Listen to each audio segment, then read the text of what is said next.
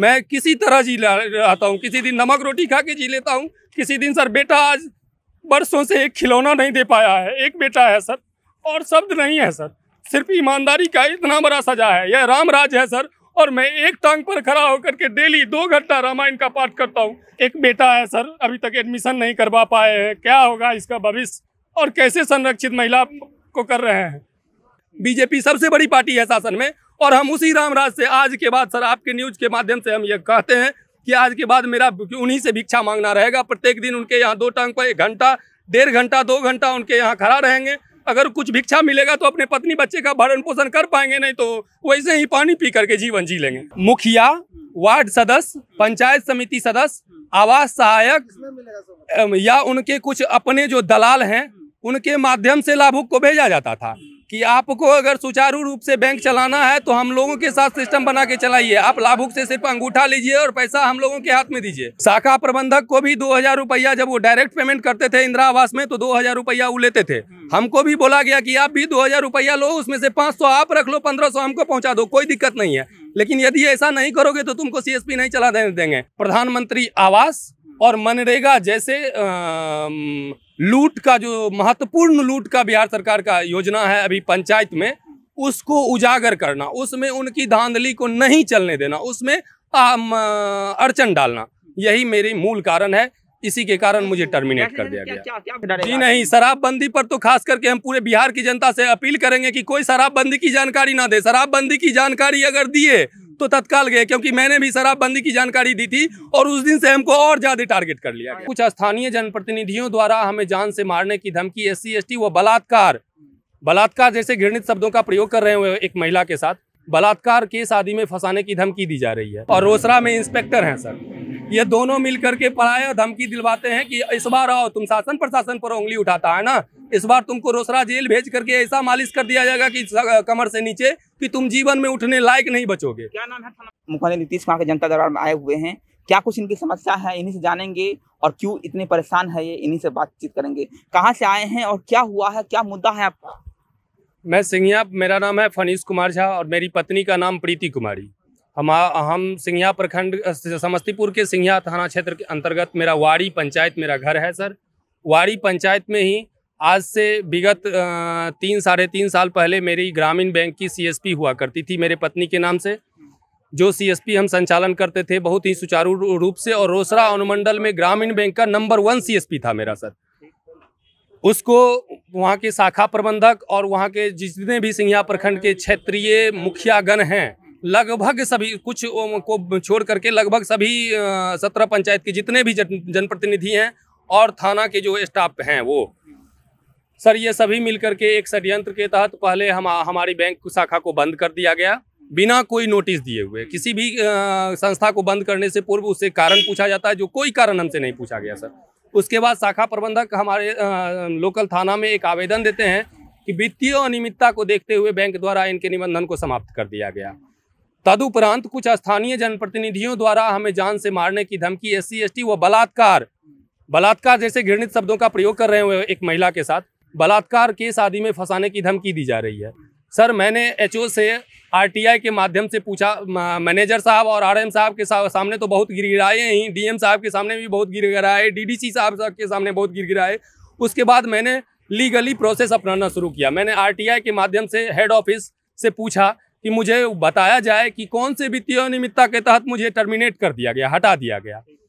दूसरा मैंने पूछा कि वह कौन से जनप्रतिनिधि थे जो हमारे शाखा प्रबंधक को जान से मारने, SC ST एक्ट, बलात्कार केस आदि में फंसाने की धमकी दी जा रही है। उस पर HO से जवाब मिला कि आपको बैंक ने नहीं हटाया है, जिसका मैं सर आपको लीगली एक पेपर सबमिट कर देता हूं अभी, क्योंकि वह साक्ष्य के रूप में आपके चैनल को रहेगा।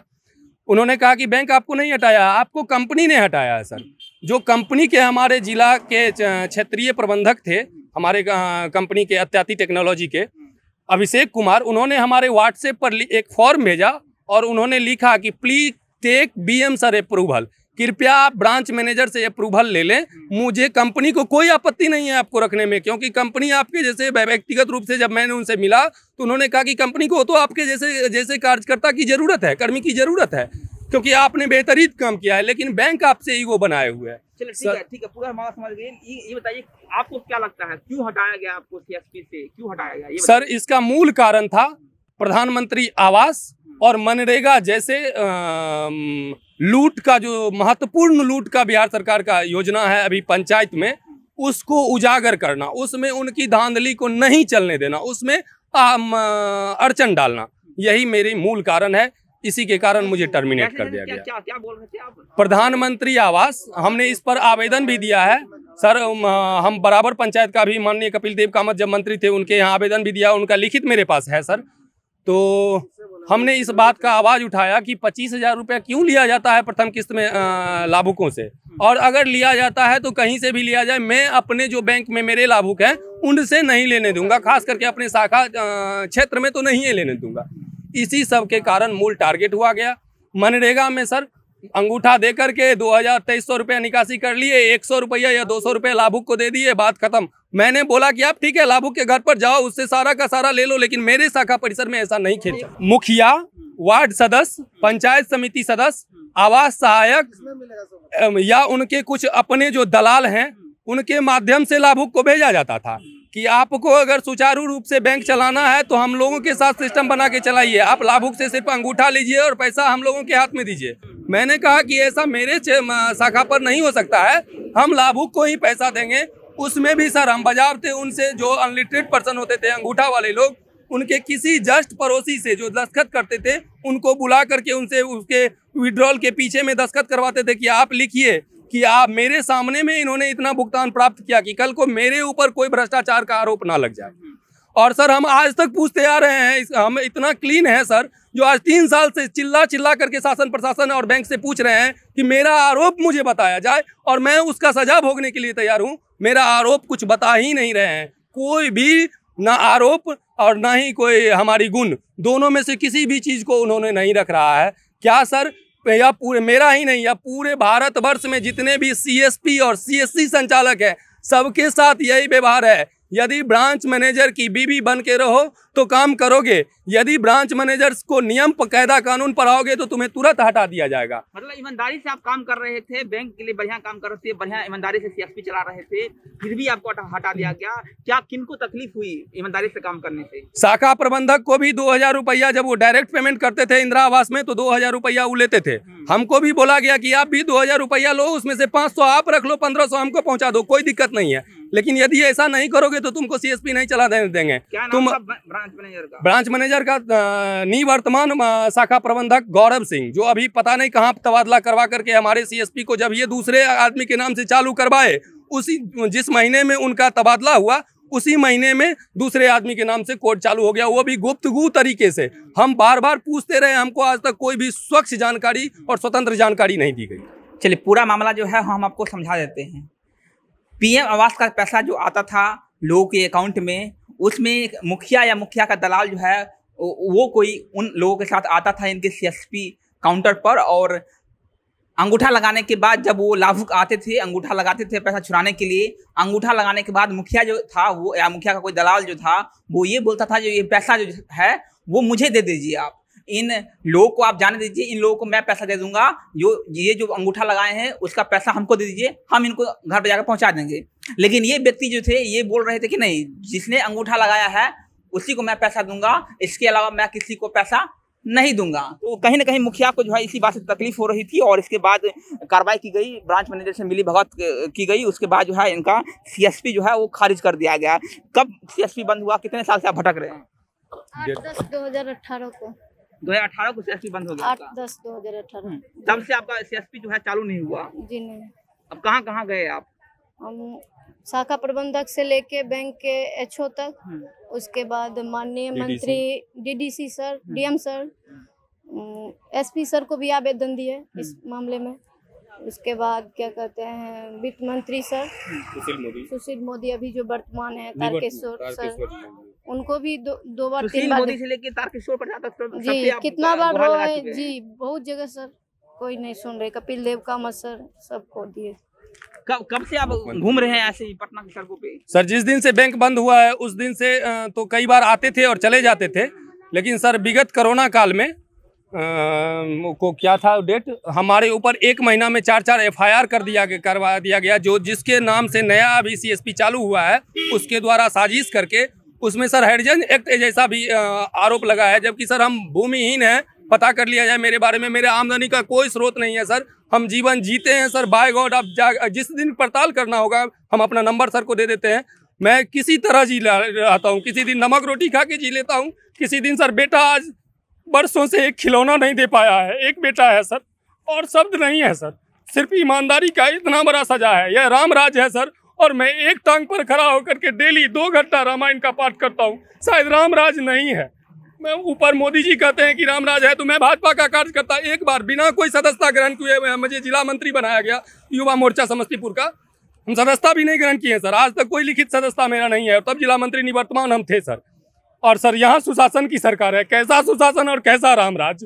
एक महिला, एक निर्धन व्यक्ति जिसका कोई भूमिहीन है सर, 1 इंच जमीन नहीं है मेरे पास, एक बेटा है सर, अभी तक एडमिशन नहीं करवा पाए हैं, क्या होगा इसका भविष्य, और कैसे संरक्षित महिला को कर रहे हैं। क्या CSP वाले लोगों का यही दुर्भाग्य है कि युवा को ज्वाइन करवा लो और उसके बाद उसको लात मार करके यही है प्राइवेट निजीकरण, यही है ना सर, डिजिटल इंडिया यही है ना। नहीं, ये सब जो है ईमानदारी का काम कर रहे थे, कहीं न कहीं मुखिया के कामों का खुलासा कर रहे थे, इस सब की सजा जो है दी गई। जी सजा तो इसी सब का दिया गया, लेकिन शासन प्रशासन से बार बार अपील करने के बाद उनका भी तो संज्ञान इस पर जाना चाहिए था। सही बात है। आज तक हम बार बार चिल्ला रहे हैं कि हम दोषी हैं तो जांच कीजिए, हमें सजा दीजिए, संज्ञान जाना चाहिए। और माननीय मुख्यमंत्री जी के यहाँ से देखिए ये भेजा गया है, और इसका हम रिसिप्ट दिखाते हैं सर, वो दिखाओ आवेदन, उनके यहाँ से भेजा गया है माननीय DG सर को और माननीय SP साहब को, माननीय DM साहब को, वो कॉपी कहाँ है दिखाइए, तीनों को मेल पर भेजा गया है, लेकिन पता नहीं अभी तक कोई कार्रवाई नहीं हुई है। पटना पहले जनता दरबार में भी हम आए थे और पटना DM साहब यहाँ मिले थे, हमने उनको भी आवेदन दिया था, यही प्रीति कुमारी, शायद आप लोग को याद होगा सर, कि वो बोले थे कि आपको कॉल जाएगा मिलने के लिए, लेकिन नहीं मिला गया सर। ये देखिए, इसको भी सर बारीकी से देख लिया जाए। ये मेल फॉरवर्ड किया गया है जी sir, Shashank Shubhankar DM Samastipur, SP Samastipur, DGP Bihar, 6 मई को सर। नीतीश कुमार के यहाँ से मेल फॉरवर्ड किया गया है, फिर भी कुछ कोई कार्रवाई नहीं हुई सर, कोई जानकारी भी नहीं हो। फोन करते हैं तो फोन नहीं उठाया जाता है, मेरा नाम सुन करके DM साहब बोलते हैं रखो फोन, DM साहब उठाते तो नहीं है अपने, उनका जो भी OSD या जो भी हो हम तो जानते नहीं हैं, वो बोलते हैं कि फोन उठाओ, तुम बहुत उड़ते हो। CM साहब के आवास में भी यही कहा गया कि तुम भटक के मर जाओ, तुमको कुछ नहीं होगा। क्यों ऐसा क्यों होगा, क्यों नहीं सर पता ही नहीं चल रहा है कि क्यों ऐसा हो रहा। ईमानदारी से काम करना सर बिहार में एकदम पॉसिबल नहीं है सर। अब हम लोग अंतिम विकल्प हैं कि सर अब एक माननीय के गेट पर जाकर के हम हमारी जो डेली पूजा पद्धति है, हम सभी माननीय जितने भी माननीय हैं, चाहे वो सत्ता पक्ष क्यों, क्योंकि रामराज का सबसे बड़ा अभी शासन में योगदान है, BJP सबसे बड़ी पार्टी है शासन में, और हम उसी रामराज से आज के बाद सर आपके न्यूज के माध्यम से हम ये कहते हैं कि आज के बाद मेरा उन्हीं से भिक्षा मांगना रहेगा। प्रत्येक दिन उनके यहाँ 2 टांग पर 1 घंटा, 1.5 घंटा, 2 घंटा उनके यहाँ खड़ा रहेंगे। अगर कुछ भिक्षा मिलेगा तो अपने पत्नी बच्चे का भरण पोषण कर पाएंगे, नहीं तो वैसे ही पानी पी करके जीवन जी लेंगे। मेरा बैंक बैलेंस खंगाल लिया जाए कि मेरे पास मात्र 2000 रुपया बचा हुआ है, और इस पटना जैसी शहर में मकान मालिक का 4 महीना से किराया नहीं दे पाए। कब से काम धंधा बंद है? 2018 से ही सर सारे काम धंधा मेरा बंद है। ऐसी जिंदगी चल रहा है? ऐसे ही जिंदगी चल रहा है सर। बस कुछ जो धन संचय करके रखे थे कालीघाट मंदिर में, मेरे पास सर सारा अकाउंट है कि 4 लाख रुपया लगभग मेरे पास था, जिससे किसी तरह हम उस दिन से मुकदमा भी लड़ रहे हैं। अब सर केस का तारीख करने का भी पैसा नहीं है मुझे या तो अगर हम तारीख करने जिस दिन समस्तीपुर जाएंगे, आपके चैनल से ये भी सर प्रार्थना कर देना चाहते हैं कि मेरा कोई बचाव करने के लिए, कल अगर जेल भेज दिया जाएगा मुझे किसी कारण से फंसा के देने के लिए, कौन जाएगा मुझे जमानत करना है? गाँव जाएंगे तो अब क्या गाँव? हमको वहाँ शासन और जो वहाँ के मतलब पहले थाना प्रभारी थे, अभी भी बगल के ही थाना में वो थाना प्रभारी हैं, और रोसड़ा में इंस्पेक्टर हैं सर। ये दोनों मिल करके पराया धमकी दिलवाते हैं कि इस बार आओ, तुम शासन प्रशासन पर उंगली उठाता है ना, इस बार तुमको रोसड़ा जेल भेज करके ऐसा मालिश कर दिया जाएगा कि कमर से नीचे कि तुम जीवन में उठने लायक नहीं बचोगे। क्या नाम है थाना प्रभारी का? थाना प्रभारी का पंकज कुमार और इंस्पेक्टर का जयकांत साहू। जी, ये लोग ऐसे ही बोलते हैं जो आओ इस बार तुम दिखाते हैं। हाँ, इस बार आओ, इस बार तुम हम सोचे हुए थे कि कुछ लोगों से बोले थे कि हमारे जब कुछ शिवचिंतक बोले कि आप आइए इस बार चुनाव लड़िए, यहाँ से हम जनता आपके साथ हैं, इसकी उपस्थिति हम लोग चुनाव में दर्ज करवाएंगे, क्योंकि जनता का चुनाव ही तो एकमात्र ताकत है। एक बात, जिन लोग आप सहायता कर रहे थे उन गरीबों का, वो गरीब क्या आपके साथ है? जी, हर एक गरीब जनता मेरे साथ है। इससे पहले एकमात्र सामान्य सीट मेरे वाड़ी पंचायत में था, उस पर सर हम रनर रहे थे, जबकि मेरा ना कोई पोलिंग एजेंट था, ना ही कभी हमने कोई मैकिंग किया, ना ही कोई चुनाव में अनर्गल खर्च किया। सिर्फ सर हम अपनी सिंबल की जानकारी सबको दिए थे, दूसरे स्थान पर रहे थे सर। और इस बार तो जनता कहती है कि आपको मोदी जी की तरह एक पक्षलार बना देंगे, इसीलिए वो लोग धमकी हमको देते हैं कि यह गांव नहीं आवे किसी तरह, कि गांव आएगा तो या तो यह चुनाव लड़ेगा तो जीत जाएगा, और नहीं तो चुनाव से पहले ही इसको साफ कर देंगे। मतलब देखिए, तो ऐसे में तो कोई भी आवाज नहीं उठाएगा। जिस तरह से आप आवाज उठाए हैं, आपके साथ ऐसा बर्ताव किया जा रहा है, तो कोई भी आवाज उठाने से डरेगा? जी नहीं, शराबबंदी पर तो खास करके हम पूरे बिहार की जनता से अपील करेंगे कि कोई शराबबंदी की जानकारी ना दे। शराबबंदी की जानकारी अगर दिए तो तत्काल गए, क्योंकि मैंने भी शराबबंदी की जानकारी दी थी और उस दिन से हमको और ज्यादा टारगेट कर लिया गया था। कोई भी खुलासा जी, या इसीलिए हम पूरे बिहार के जनता से, युवा से खास करके अपील करते हैं कि शराबबंदी पर कुछ ना बोलें। शराबबंदी पर बोलना मतलब अपने जीवन को अपने ही दांव पर लगा देना है। अतः अगर जिंदगी चाहते हो तो सरकार के विरोध में ना बोलें। भ्रष्टाचार होता है, होने दें। लूट जाता है दुनिया, लूट जाने दें। अपनी जीवन देखे, अपने बीवी बाल बच्चा का जीवन देखे, अन्यथा मेरे तरह ही सड़क पर बौखने के अलावा और कुछ नहीं मिलेगा। क्या मुद्दा, आप क्या नीतीश कुमार से क्या चाहते हैं? आप चाहते हैं कि अगर वास्तविक में उनकी नाम सुशासन बाबू है तो एक बार समूल जांच कर लें, और जांच करवा करके मुझे आप लोगों के सामने प्रस्तुत करके एक एक मुद्दा पर डिबेट करवा लें। अगर मेरी इतनी सी भी भूल है तो मुझे शायद जो सबसे बड़ी संविधान में है, बाबा साहब के संविधान में जो सबसे बड़ी धारा हो, उसका सजा मुझे दिया जाए। ये देखिए, एक बच्चे को लेकर जो है ये पूरी पटना के सड़कों पर घूम रहे हैं। क्या कसूर है इनका, बताइएगा। ये कि किस तरह से एक मुखिया का खुलासा करने के बाद जो है इनके साथ कार्रवाई की जा रही है, किस तरह से इनको दर-दर की ठोकरें खानी पड़ रही है, ये आपको देखना चाहिए। क्या ऐसे में कोई भी इंसान जो है किसी भी गंदे काम को होते हुए कोई खुलासा करेगा क्या? क्योंकि जिस तरह से मुखिया जो है वो कहीं ना कहीं गरीब लोगों को सता रहे थे, उनका ये खुलासा कर रहे थे लगातार, उसको लेकर जो है अब दर-दर की ठोकरें खा रहे हैं। पिछले 4 साल से इनके पास सीएसपी था, सीएसपी को भी बंद कर दिया गया है।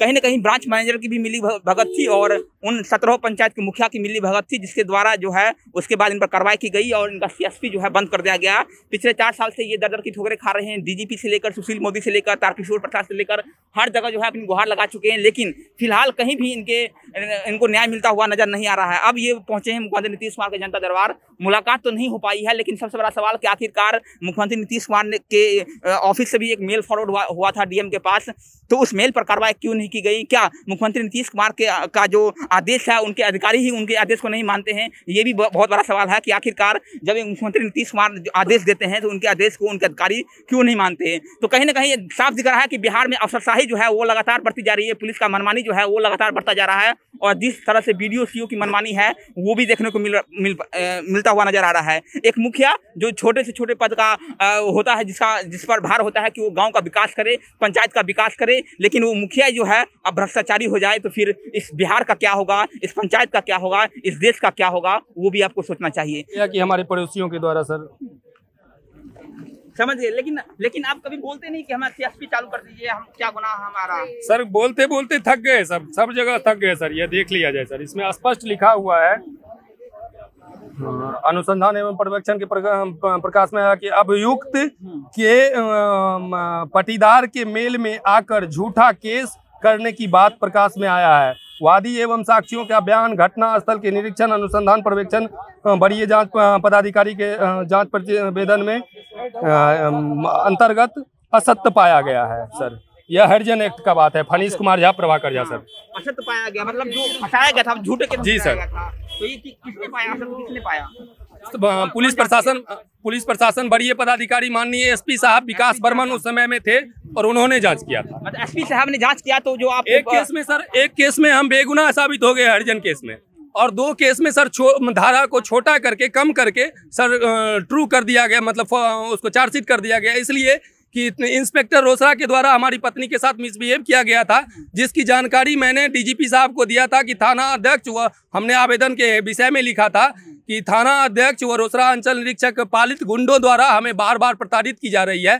तो रोसड़ा अंचल अनुमंडल अंतर्गत जो 2 मामला था मेरे थाना में, उसको चार्जशीट कर दिया गया, जिससे कि थाना अध्यक्ष व इंस्पेक्टर पर कोई आँच न आवे, और SC ST जो समस्तीपुर जिला के थाना में था उसमें मुझे क्लीन चिट दे दिया गया कि नहीं सर, गरीब की आवाज़ उठाने के लिए मुझे प्रताड़ित किया जा रहा है।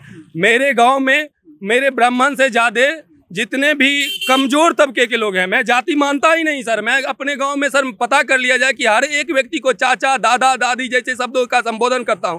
यह जो मुकदमा करवाने वाले मुख्य पर्सन है बसंत कुमार झा, ये मेरे अपने तीसरे दादा है सर। मेरे यहाँ पहले नियम था कि चप्पल खोल करके लोग आते थे, जो गरीब तबके के लोग होते थे। मैंने अपने परिवार में इस परंपरा को सदा के लिए खत्म करवाया। इसी सब के कारण मुझे परिवार के लोग भी टारगेट किए हुए हैं। मेरे विरोध में मेरे पिताजी एक कैंडिडेट के प्रस्तावक बने थे, वह चौथे स्थान पर रहे और मैं दूसरे स्थान पर। शायद बिहार में नहीं, पूरे देश में यह पहला मामला होगा।